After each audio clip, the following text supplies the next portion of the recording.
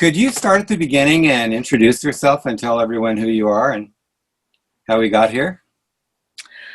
Sure. My name is Robin Carneen, and thank you so much for including me in this project that you're working on. And I am sitting on the Swinomish Indian Reservation in Lacona, Washington, which is my tribal affiliation. I'm an enrolled tribal member, and I've been here about 16 years. I was originally from Northern California, which is where my Swinomish grandmother um, relocated to under a government program that was supposed to make her life better, and it did not. Unfortunately, she ended up in San Francisco, and she died about a year before I was born.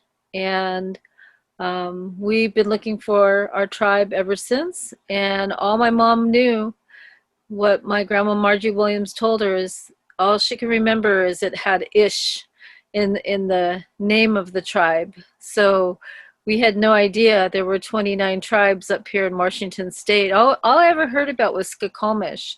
That was the only one that I really knew about, and as far as like being exposed to it in school, we never studied, the tribes up this way. So through radio, the magic of radio and my path of being a journalist and a radio show host and producer, I found my way home. And it was mainly because of Ray Freiberg, who I interviewed from Tulalip. And I was interested in him because we were just friends on the internet. It was through, there was a program called ICQ. It was kind of like Facebook, so there was like thousands of chat rooms that you could Oh, join up and, talk and socialize with each other. And a roommate of mine at the time in Northern California, he introduced me to being on a computer. I thought I'd never touched one in my life. I was a big outdoor park ranger kind of person. I thought, oh, I don't need that stuff. Anyway, my roommate Randy introduced me to the internet and ICQ, and I just randomly picked a room, and Ray Freiberg happened to be the host of it. So for 5 years, we were friends, and he told me they were going overseas to dance with their dance group, a beautiful dance group that they have. And so I interviewed him about that, and we just stayed friends. And then my mom ended up moving from Oregon to live with me and my boys at one point, and she was trying to get on disability, and so you have to have all this paperwork. And she happened to have Margie's birth certificate that I had never seen before. And I looked at it and I'm like, Lacona, Washington. I'm going to ask Ray how far that is from his reservation. Maybe there's a clue there, because my mom had been doing genealogy as well. So I got a hold of Ray right away, and he said, well, cousin, he said, there's a reservation there called Swinomish, and I'm going to make some phone calls. So he called the enrollment officer, who was Lona Wilbur at the time. And next thing you know, our phone was ringing off the hook. We had Lona calling, we had cousins calling, and they'd been looking for my mom and, her brother. She had a brother that was, that's another story, but they, the tribe had been looking for Margie and her children, and they didn't know that Margie had passed away. So they were really glad to get that information, kind of closure for them. But then they opened the door for us to come up and become enrolled.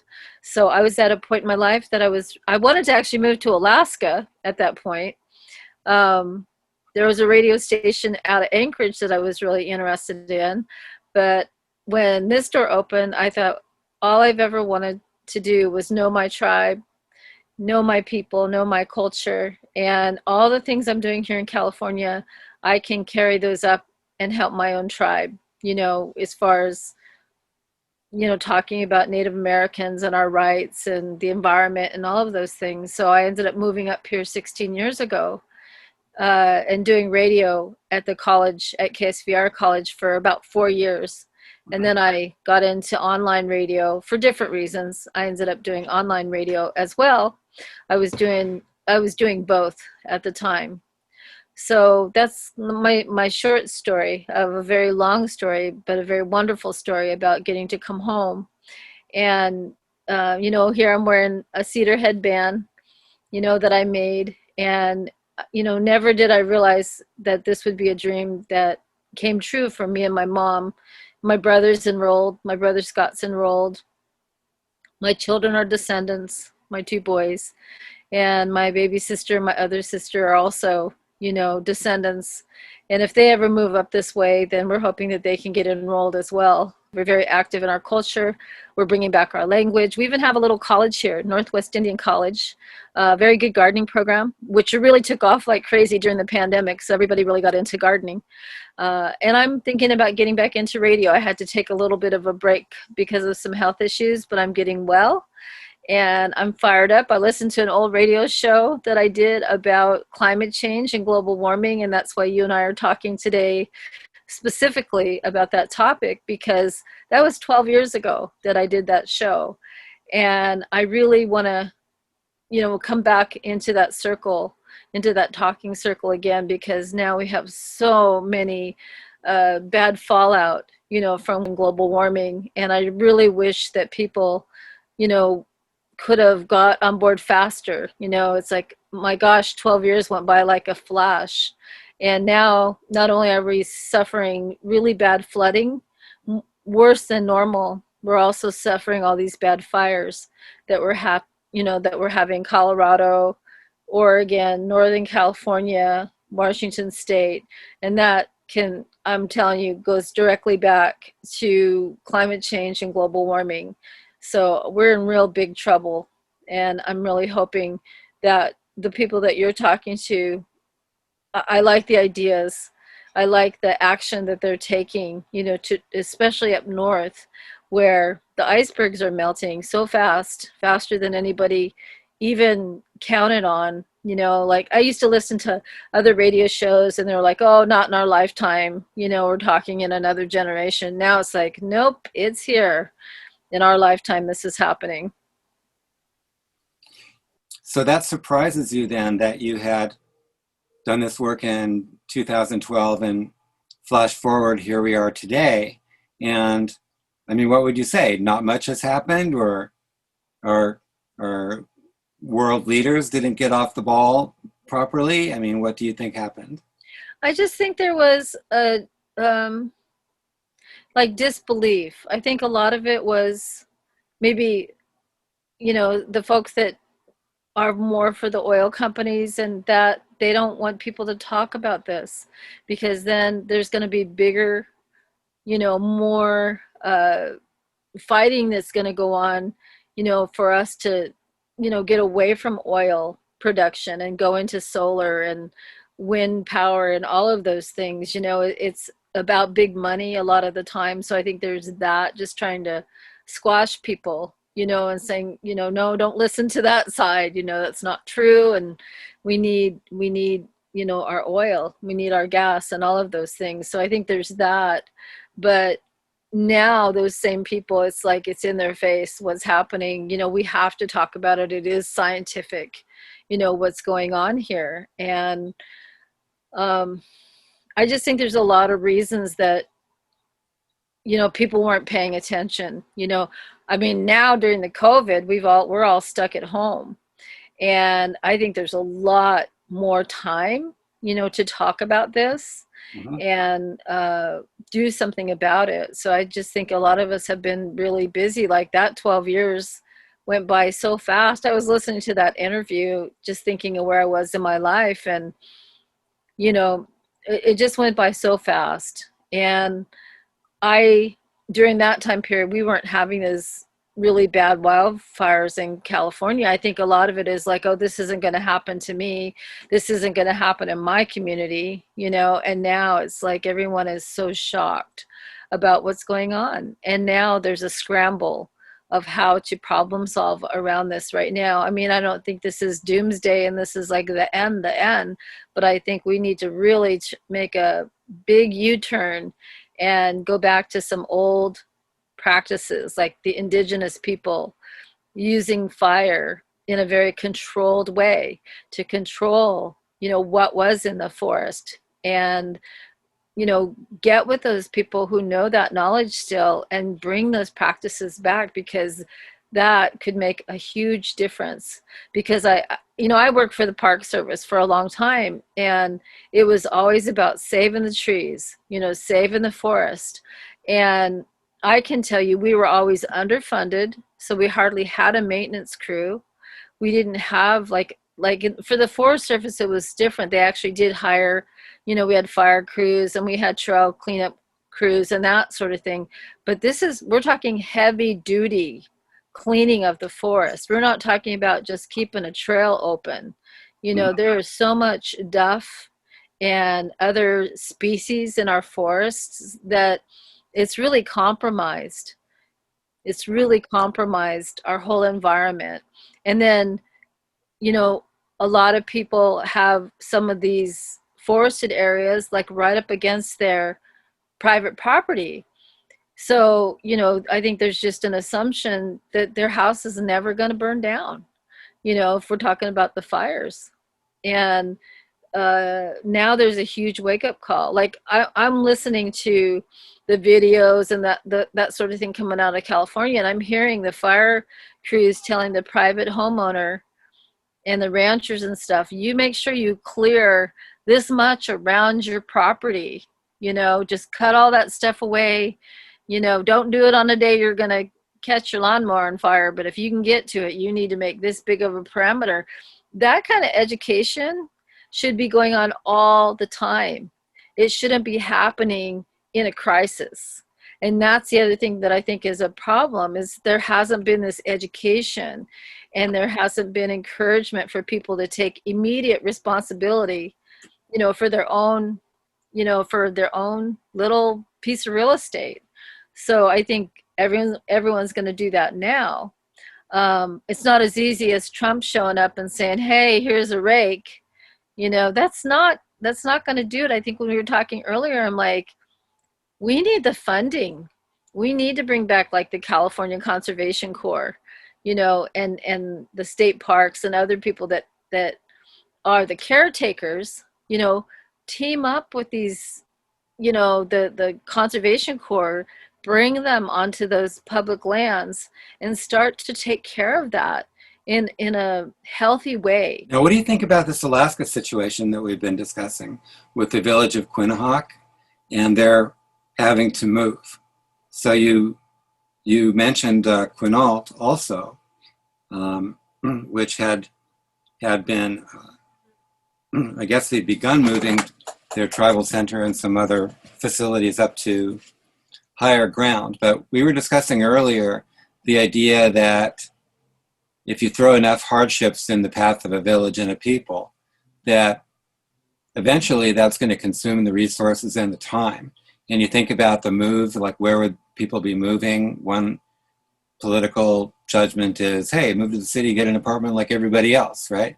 But then you've got youth growing up and they're losing connection. They're losing connection to the culture and the lifeways. So can you just talk a little bit about that, about how you feel about that, what you see? Well, referring back to my introduction with my grandmother, she was promised a better life. She could pick whatever city she wanted to go live in. And it was a disaster. She moved off the reservation and she lost everything. She lost her language. She lost, her relatives, her connection to her relatives, for 40 years, 60 years, however long it took for my mom and I to come back. It's not good. I know they have to move because it's dangerous. They're gonna get flooded. I understand that, but how do you preserve, generation after generation after hundreds of years of culture, hundreds of years of that connection, to that land and to everything about it? That's the part that worries me. How do we preserve that? Like, before it's flooded, again, it's going to take money. It's going to take a commitment, from the Alaskan government, the cultural preservation people up there, to make a just open up their pockets and say, okay, we're going to help you, archive all of these things from your village. We're going to keep them in a safe place for you until you can build your own cultural center in your new location, and then we will bring all of these things back to your community. It's going to take teamwork, for them to hold on to that.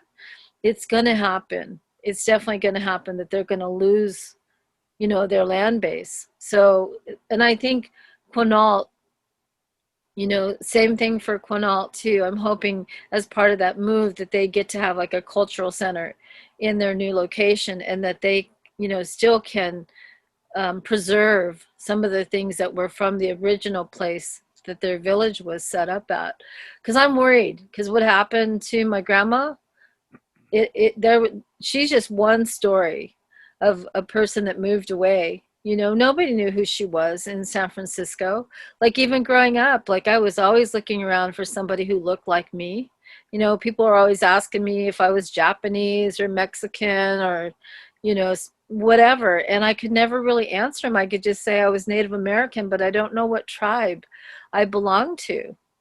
And they were talking about, like, some people get dropped off of base roles after so many times. Like, we were so lucky that we showed up when we did, because we may never have known that we were Swinomish. But I can tell you, in my DNA, since I've come home, I know how to weave cedar. I know how to paddle a canoe. I loved hand drumming. There was so many things in my life growing up that just started to sort of surface around me that I connected with, even though I didn't know I was from, Washington State tribe. My DNA knew. So when I came home, I just had this big sense of deja vu. And so, I really advocate for people who are looking for their roots, but I advocate also for people who are already here to hold on to what they have, in any way, shape, or form, and go talk to their elders. What I was talking about with the village, the Aleutian village I was telling you about, when I interviewed Larry McCurlough from up on the island that he was from, he was saying that the younger people were leaving because they were having to go further and further away to get sustenance, to hunt the seals. And because it was just taking so long, that a lot of the young people just gave up and did move to like Anchorage and did move to the cities, to try to make a living to help the people back in their village. And so that disconnect just is happening. Then the elders are passing away, and all of those teachings are just going to disappear. And that's the part that makes me sad. And so a piece of this is the global warming and the climate change. If that wasn't going on as fast as it was, I know nature is nature, but as fast as it's happening, I just hope that we have time, to preserve some of these things before they disappear. And I'm really interested in the way that the intervention is happening and the remedies are happening. So I was really excited to hear about the mushrooms. I thought, wow, this is really wonderful. Everyone needs to know about this. This is what I'm talking about. Well, there are a lot of former, military installations and, fuel tanks, I mean, in every village almost, and they were, I think, created, during the Cold War, but in these times, they supply fuel and energy for the villages themselves. So, so there's something really interesting happening, because Quinnipiac is a little closer to the way we live in the lower 48 from what I hear. They're a little better connected, and there's more travel back and forth between the village and the village families and things like that. But all of these other villages that have these kind of cleanup problems, it's very interesting. So Howard actually proposed to go into business with the village and say, let's raise the mushrooms here, and then you're closer to other locations and so forth. So if they need cleanup, that becomes a tribal job, not just a job done by some outside company alone. Awesome. So when is that going to happen? Do you know? Do you guys have a timeline? Well, since everybody's under COVID, we can't really have that conversation, but it came up from the chairman, Wonderful. from the CEO of the corporation, said we can take care of those mushrooms here. So Great. I was on that phone call. That was about 3 weeks ago. So we just kind Okay. of rolled with it and said, we gave him a proposal. Yeah, said this is what it would look like, and this is how we would do it, and that kind of thing. It's really logical, but it puts tribal communities in a position to not have to subcontract everything and to handle more in a way that's connected to self-determination and sovereignty. I don't know if the corporations are sovereign or what the relation between the corporation and the village is and where sovereignty rests, probably with the village, I guess, but I haven't seen the legal stuff on that, so I don't know. But definitely, that's a way to take more control of the world in which they live and do it the way they want to do it. Really, that's really, really good. And it just creates that stewardship, at that tribal level. That's what, Swinomish is trying to do, with the younger people too, and encouraging them to go to school and learn about it and all those things, and then come back to our tribe and do that kind of work. We just got a new, well, it used to belong to Swinomish, but we have it back now. There's a golf course, that we own now, and on the edge of the golf course is a place where they're going to reintroduce, I think it's clams. It's Oh, okay. with Oyster Farm, yeah. And so we're starting to do things like that. The state park sold us Kick It Island. So that's an Oh, cool. island that's really important to us. And so we're starting to do some work out there as far as like the vegetation and a lot of studies going on. And again, that's a place that we could go harvest, um, other things that are part of our traditional diet. So, and that piece right there. There was a saying that I learned on canoe journey, because as we travel along the journey, we stop at the different sites, the reservations and villages and such, and they feed us. And so one of the sayings was, as when the tide goes out, the table is set. And I just thought that was so beautiful. And the thing that I worry about with the people who are having to move is I don't want them to lose that sustenance, that traditional food base that they have, because we have such a high rate of diabetes. If we can eat like our ancestors ate, then our health problems will get less and less.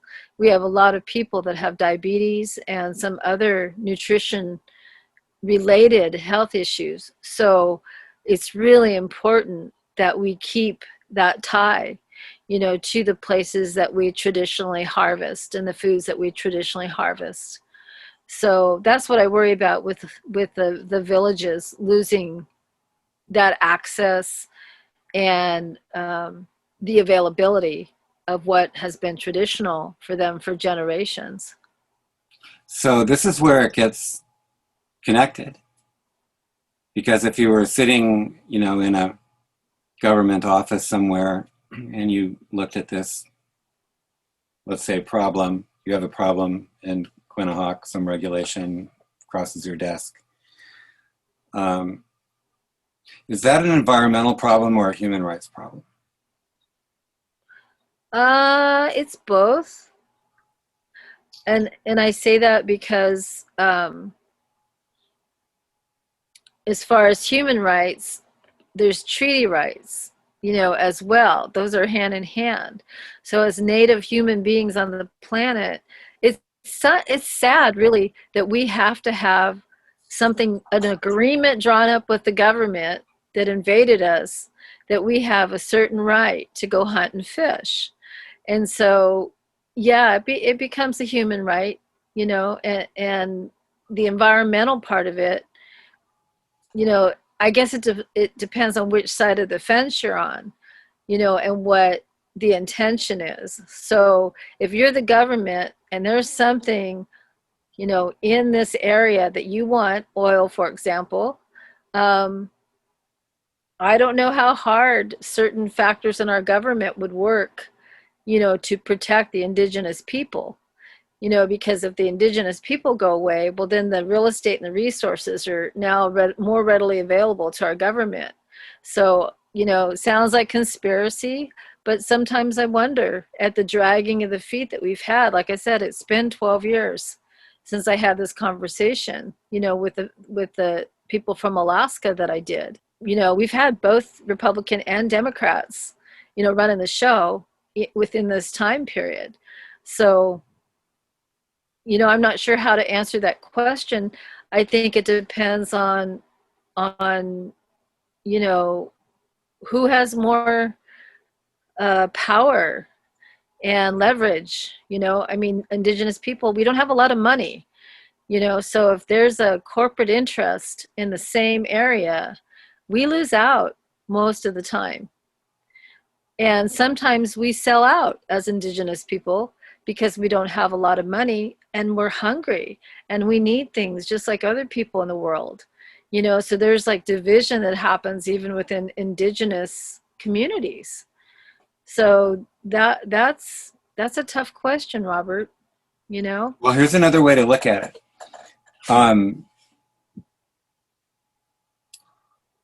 When we were talking with the Greenbelt Society about the environment of the Elwha, the point was made that the environment of the Elwha is the environment of the Elwha because of the people of the Elwha.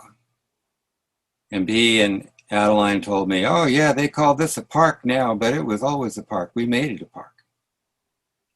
So the Western world, and the United States government has this idea, and a lot of people here in this country have this idea, and it's even in the Park Service Charter that they have to restore that land to pre-European contact state, right? So no one is telling the average person that this is a highly manicured, highly functional environment used by large communities of people, for food and social and spiritual and everything, And so how can you separate this idea there's an environmental something without being a place where people have lived for 10,000 years or more? Going to Calistoga area when I was doing radio down there, and there was a big concern about the geothermal drilling. And the person they assigned me to from the company, like we were driving around and he pointed out this little fenced off area and I'm like, oh, what's that? He goes, oh, that was a culturally sensitive area. And so we made an agreement with the local tribe that we would protect it. So they put a little cyclone fence around it. It's not marked or anything. And I was just like kind of shocked. And then we kept going. And I had time with him. I really filled his ear with sort of an indigenous perspective about, because the issue was, well, I got involved as a native person is because they were doing geothermal drilling also in Mount Shasta area. And the Wiyot people over there were protesting, the geothermal drilling because they were doing it in their sacred area where they were going and collecting, like you were saying, the plant medicines, and it was a place of prayer. But for the folks that were the corporate folks, that went sailing right over their head, and they didn't care, because they're not indigenous. They don't go out and gather medicine. They don't go out and pray there. They just wanted to do the geothermal drilling, and it was lucrative for them, and they had the backing of some really big dollars. And you hear these poor Wiyot people, they just had themselves, to go out there. And so my radio show, I wanted everybody to know about this, just like you guys want to know, let people know about the mushroom cleanup that's happening up there. Is somehow we've got to get the word out and make it important to everybody. Like I understand why some people want geothermal drilling, that's an option, but it can cause some other issues. It infringed upon the rights of the Wiyot people, for example. And then environmentally, there was concern it might be causing more earthquakes in that part of California. And even the geothermal people couldn't say yes or no. So I just think, it's so hard. We're in different camps, I guess, if you want to call it that. And it's just like trying to bring everybody together and hear each other out, which is why I do radio. I let every side talk when there's an issue, so that people can make informed decisions about what they want to believe in and what they want to, respond to as far as a call to action. So we need to just keep getting the information out here somehow through your filmmaking, radio, whatever it takes. If this idea in Alaska, if it works and it employs people up there and it helps slow down, the climate change and the global warming, we need to get that out. We need to get that out to Washington, D.C., to all those policymakers as well, because that's when all the money starts to flow the right direction. So, yeah.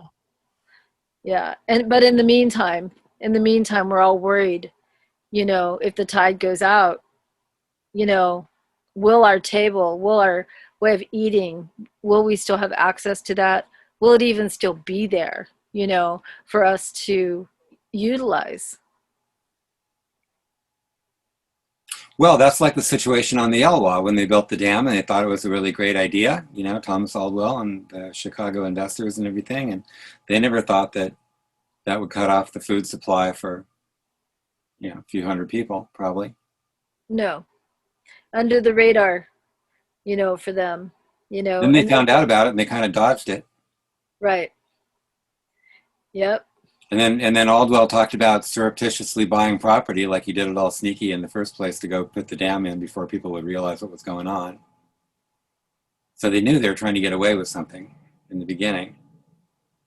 And all the history that was lost too, like that happened in California as well, when they put up those dams and flooded all those areas, all those archaeological sites, all of that knowledge underwater.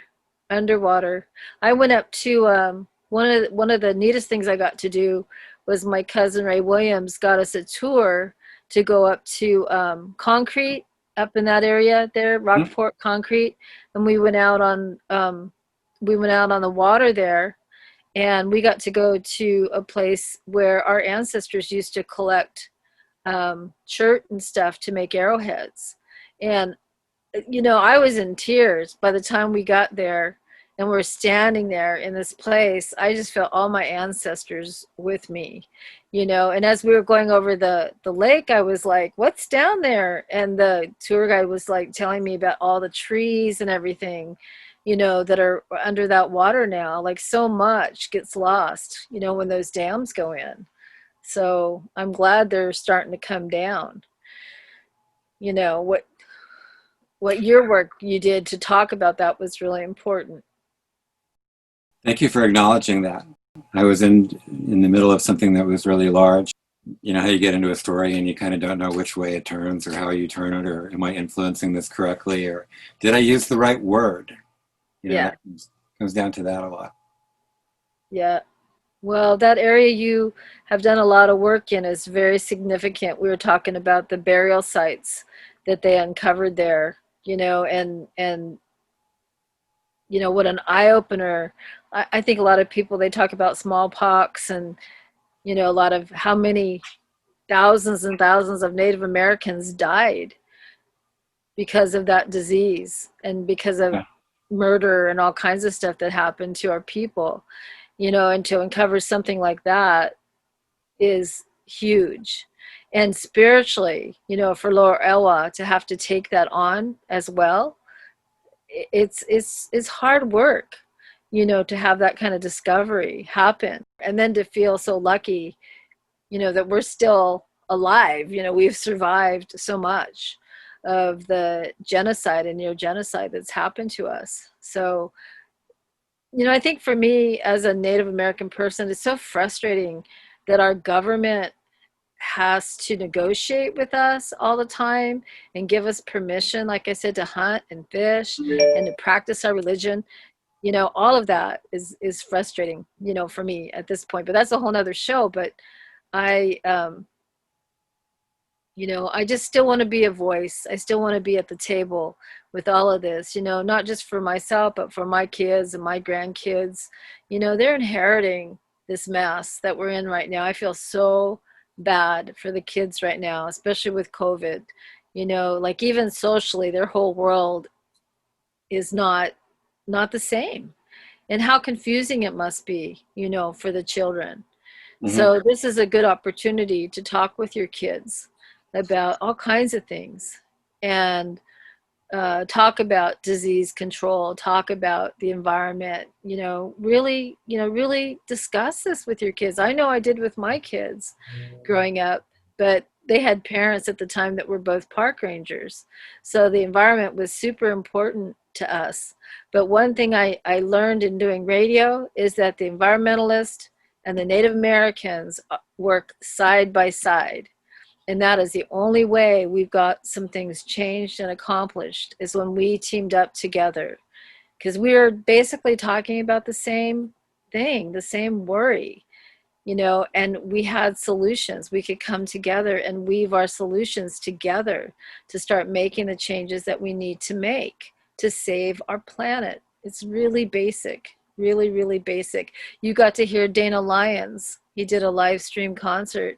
He has been traveling around for years with this message, and he sings about just a drop of water. It's so profound, the place that we're in right now. And I'm scared, I really am scared for what the future holds. So when you showed up, it was good timing, because I was wondering, how are we going to start making this right again? How are we going to pump the brakes on what's going on, with our earth? Well, I wanted to ask you about the classes that we're both participating in New York City, because in those classes, or in that group that you spoke to, the professors, there are people from several different countries. Um, People there now in those classes live in New York or New Jersey or in that area, which is a overbuilt urban environment.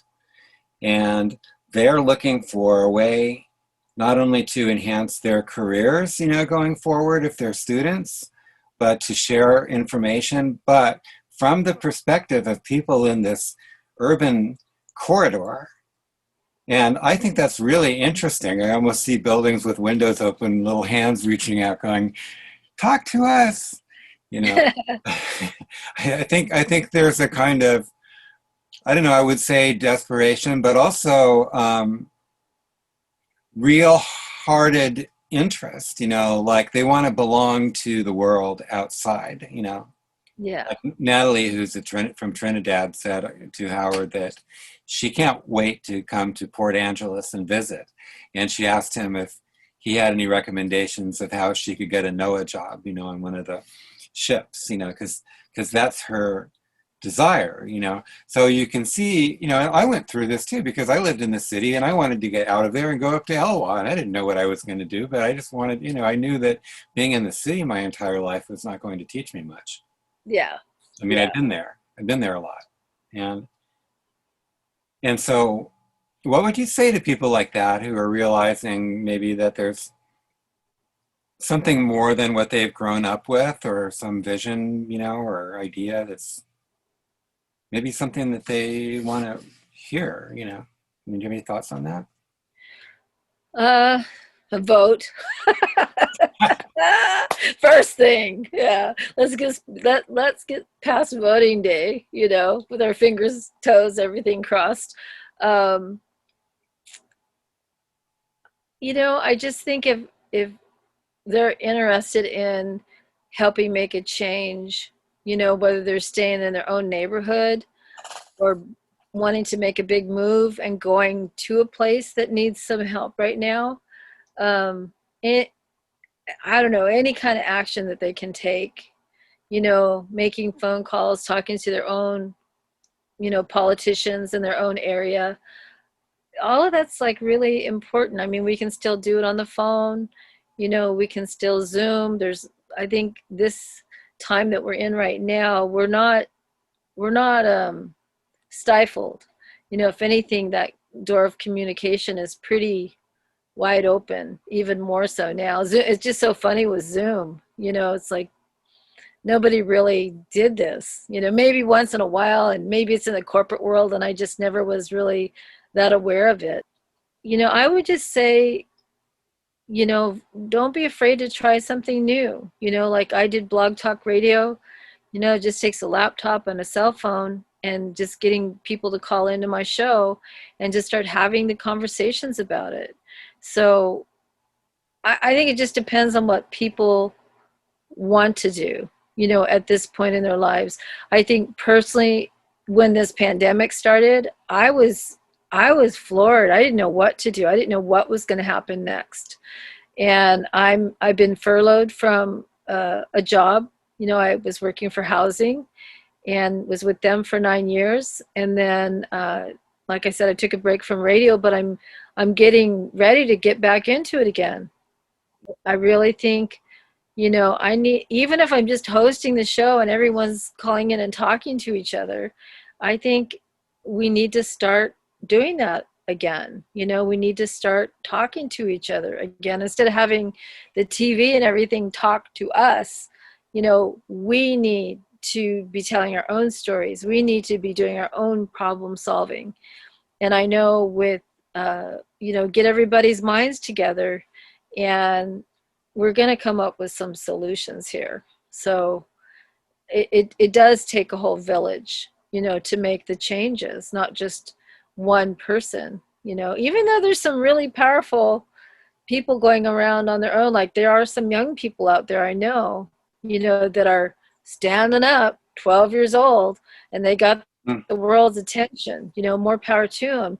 And what's great about that is they create a following, and they're taking that brave step. If you have to be the person, that steps up, be that person,